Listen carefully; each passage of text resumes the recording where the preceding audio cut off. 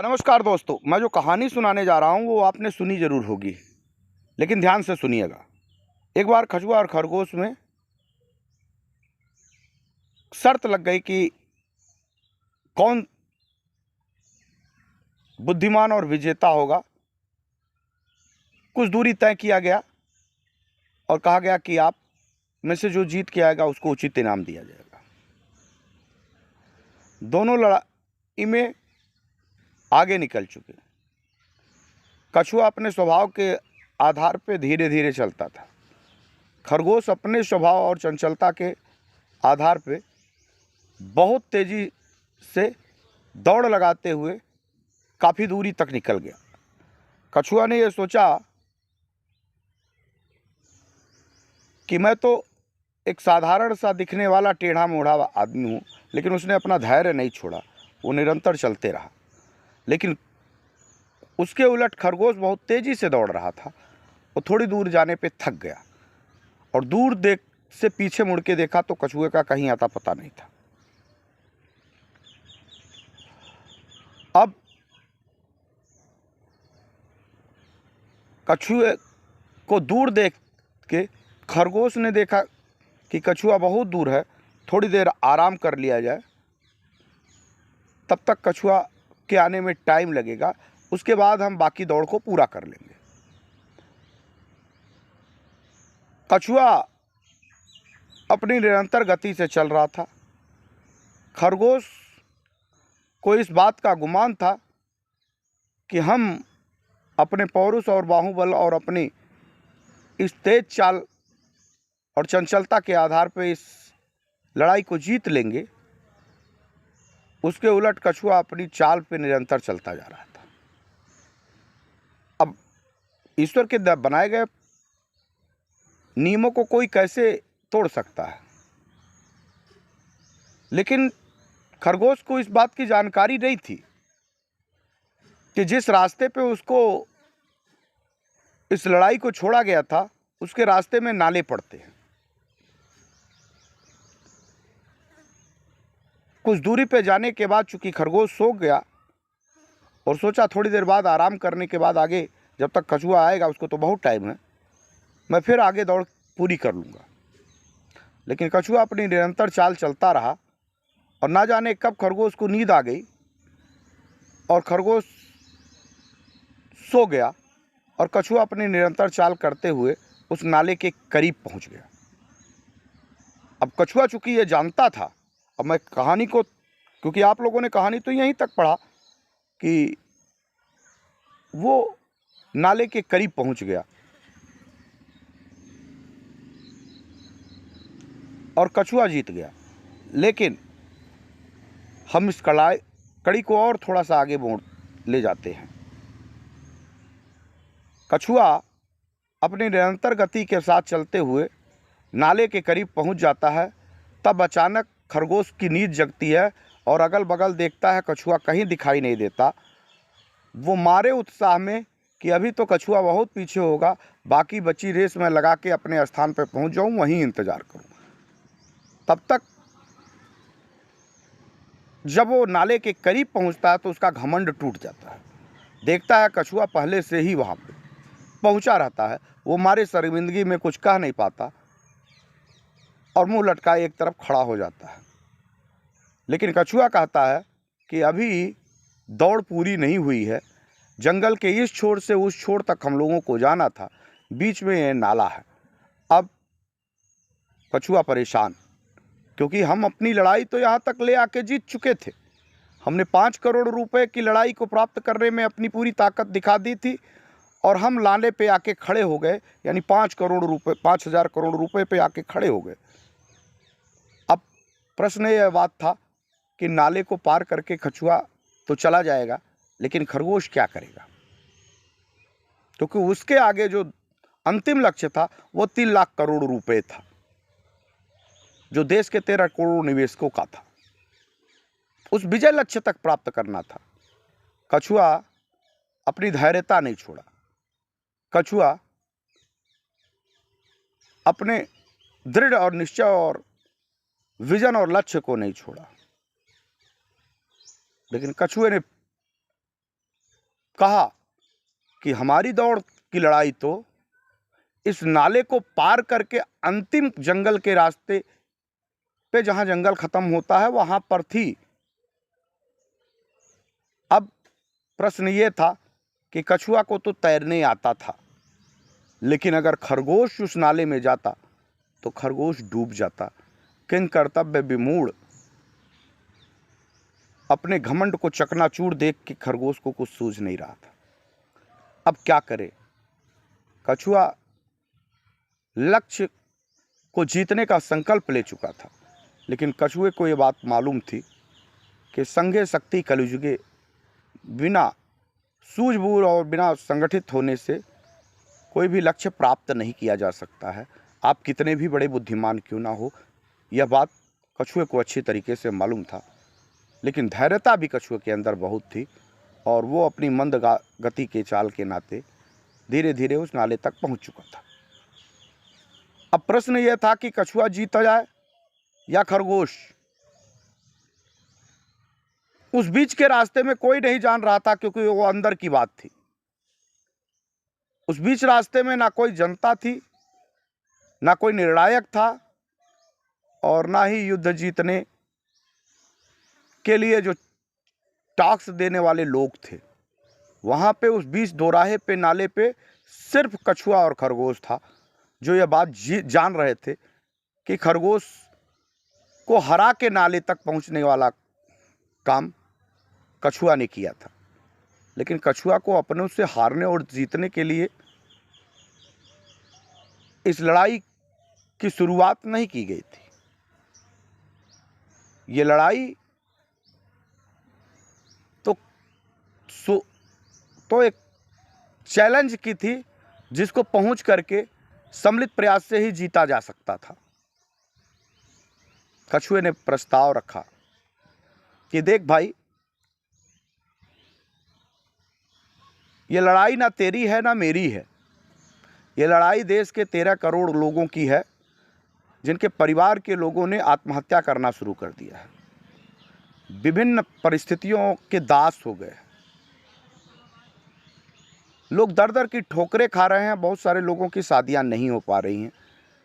MIS के पैसे से लेके बहुत सारे बुजुर्ग लोग जो अपने सपन दवा दारू के लिए भी पैसे रखे थे, ना जाने कितने लोगों की किडनियां खराब हो चुकी है। और एक नरबच्ची है जिसका नाम सुब्रत सहारा है, जो 13 करोड़ लोगों का पैसा कूट रचित साजिश करके हड़प लिया है। ये बीच नाले में हम तो निकल जाएंगे, लेकिन तेरा क्या होगा, ये खूबसूरती क्या होगी? ये कभी सोचा क्या कि अगर इस नाले में पड़ेगा तो ये नाले का बहाव तुझे किस जगह ले जाके छोड़ेगी? इसका कभी सपने में कल्पना किया है? और इस नाले में तू ही नहीं बहेगा, इस नाले में 13 करोड़ लोगों की उम्मीदें भी बह जाएंगी। क्योंकि अगर संगठित नहीं है, अगर हम जिस लक्ष्य को प्राप्त करने के लिए लक्ष्य के साथ सामूहिक संरचना नहीं कर सकते, एकजुटता का प्रतीक नहीं दिखा सकते, तो सुब्रत राय ना जाने कितने लोगों को नर पिशाच की तरह निगल जाएगा और लोगों की भावनाएं और लोगों का आश टूट जाएगा। अभी भी समय है। ये लड़ाई ना तेरी है ना मेरी है। ये लड़ाई 13 करोड़ निवेशकों के भुगतान की है, जिसको बड़े समर्पित भाव से एक संकल्प के रूप में एक संगठित समूह का नाम दिया गया। हम आपको एक प्रस्ताव रखते हैं कि इस लड़ाई के लिए, क्योंकि नाले के बाद तू नहीं जा सकता, और जाएगा तो डूब जाएगा।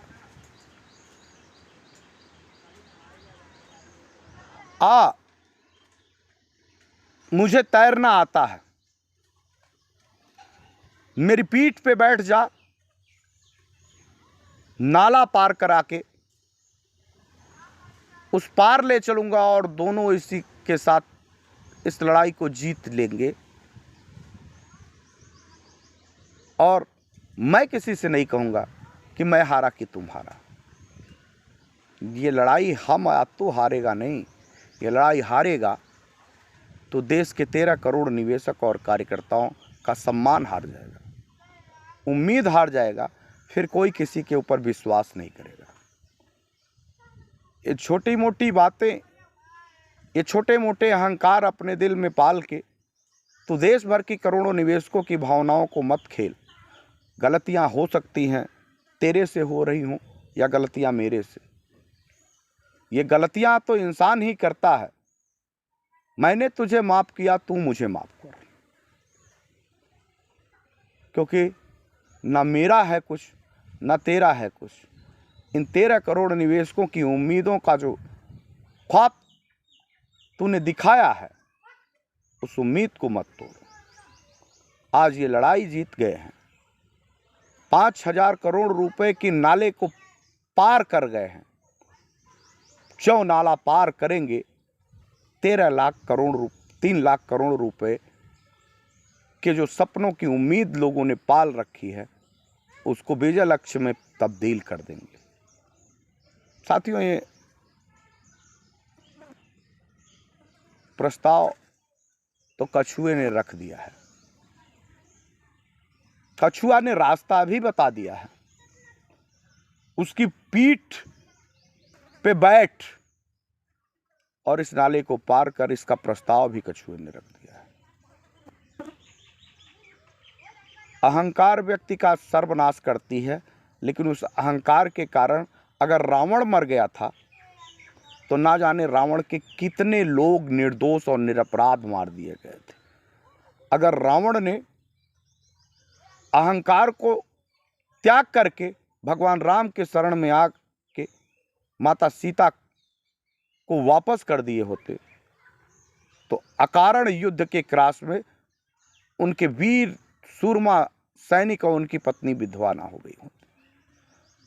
कंस अपने अहंकार में भगवान कृष्ण से भिड़ जाता है और ना जाने कितने निरपराध लोग युद्ध में मारे जाते हैं। कौरव में दुर्योधन सिर्फ अहंकार के नाते कि एको अहम द्वितीयो नास्ति, सिर्फ मैं हूं, जो कहूंगा वो सच है और दुनिया एक तरफ, मैं एक तरफ रहूंगा, मेरी ही बात सर्वोपरि है और मैं 5 गांव तो क्या, सुई के नोक के बराबर भी नहीं दूंगा। इस अहंकार में ना जाने कितने रक्त रंजित हुई धरती और 18 दिन युद्ध के दौरान लोगों की निरपराध ना जाने चली गई। ना चाहते हुए भी लोगों ने युद्ध किया और अंततः कौरवों की बड़ी सेना मार दी गई। अहंकार किसी को कुछ देता नहीं। जितना बड़ा पेड़ होता है और उसमें जितनी ज्यादा फलियां आती हैं, उसको अपने आप को उस पेड़ के पलियों की भांति, उस डालियों की भांति झुका लेना चाहिए। 29 मई का कार्यक्रम देश का कार्यक्रम है।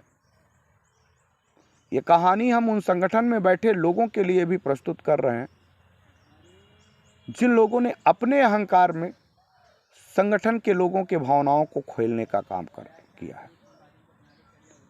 सिर्फ इस बात से लेके कि अभय देव की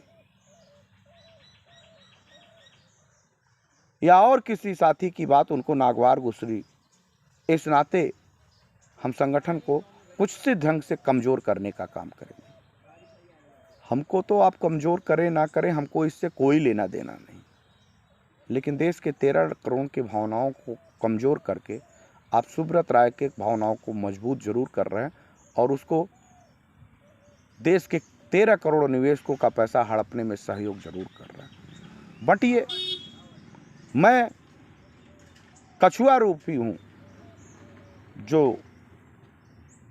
नाले के इस बार खड़ा अपनी पीठ पे भी आपको उस नाले के उस पार तक ले जाने के लिए आह्वान कर रहा हूं। उसके आगे क्योंकि 13 करोड़ निवेशकों का भुगतान अगर ये भुगतान नहीं हुआ ना, तो ना जाने कितने लोगों के घर के जनाजे उठ जाएंगे, जिसके सीधे सीधे जिम्मेदार वो लोग होंगे जिन्होंने उनको हवा दिया आंदोलन के लिए खड़ा किया और बीच रास्ते में लाके छोड़ दिया, क्योंकि वो लोग तो अब किसी के सहारे हैं नहीं। उनको एक सहारा आंदोलन दिखता है, एक उम्मीद आंदोलन दिखती है, क्योंकि सरकार भी उनकी बात सुनने को राजी नहीं, कानून भी उनकी बात सुनने को तैयार नहीं। सुब्रत राय और प्रबंधन तंत्र के लोगों ने उनसे मुंह मोड़ लिया है। आखिर वो जाएं तो जाएं कहाँ, बोलें तो बोलें किससे, खड़े तो खड़े रहें किसके पास। एक उम्मीद ही तो था ऑल इंडिया जन आंदोलन संघर्ष न्याय मोर्चा, जो बीच रास्ते में लोगों का व्यक्तिगत अहम टकरा के इस आंदोलन को कमज़ोर करने की नीयत बना। बहुत सारे लोग अपने व्यक्तिगत ईगो के नाते इस संगठन को बराबर कमज़ोर करते रहे। हम और हमारे तमाम साथी अपना धैर्य नहीं खो रहे हैं, सिर्फ इस नाते कि हमारे साथ हमारे लोगों की उम्मीदें हैं, एक सपने हैं, एक सोच है। उनमें हम लोगों ने सपने डाले हैं। उनको लगने लगा है कि शायद यह आंदोलन सरकारों से, सुब्रत राय से, सुप्रीम कोर्ट से लड़ करके उनको उनका पैसा वापस करा देगी। तभी तो उनमें वो अपना परिवार न देखते हैं, उसमें इस संगठन में वो अपनी संपूर्ण आस लगाए बैठे हैं। क्या हम सब लोग की यही नैतिक जिम्मेदारी है? क्या इसी के लिए हम लोगों ने विभिन्न धार्मिक जगहों पे जाके शपथ ली? क्या इसीलिए हम लोगों ने उनकी भावनाओं के साथ खेलने का काम किया? कि परिवार के लोग अगर मायूस हुए, अगर दिल टूटा, तो सुब्रत राय का घर तो जलेगा ही जलेगा, लेकिन मकान आपका भी जलेगा, बद्दुआएं आप पे भी लगेंगी। डरिए ईश्वर से, क्योंकि लड़ाई हमारी आपकी नहीं है। अगर हम आप लड़ने आए हैं और हमने जिम्मेदारी ली है, तो हमारे और अपने व्यक्तिगत ईगो को समाप्त करना होगा और उनको उनके हक तक पहुंचाने की जिम्मेदारी अगर ली है, तो मरते मरते इस हक जिम्मेदारी को पूरा करना होगा। इसलिए नहीं कि आप अपनी व्यक्तिगत प्रतिष्ठा बनाइए, सम्मान बनाइए, नाम कमाइए और संगठन को कमज़ोर करके लोगों को भावनाओं को तोड़ दीजिए। कौन जानता था हमको, कौन जानता था हमारे साथ जुड़े हुए लोगों को? जब ऑल इंडिया जन आंदोलन संघर्ष न्याय मोर्चा के बैनर तले आए, देश आप सबको जानने लगा। क्या इतना काफ़ी नहीं है आपके पास?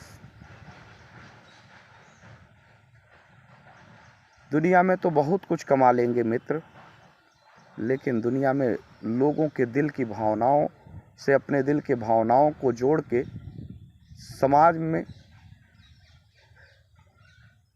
अपने अंतरात्मा में गर्व की अनुभूति करेंगे कि हमने परिवार और समाज के लिए, दुनिया के लिए 2 कदम चलने का काम किया है।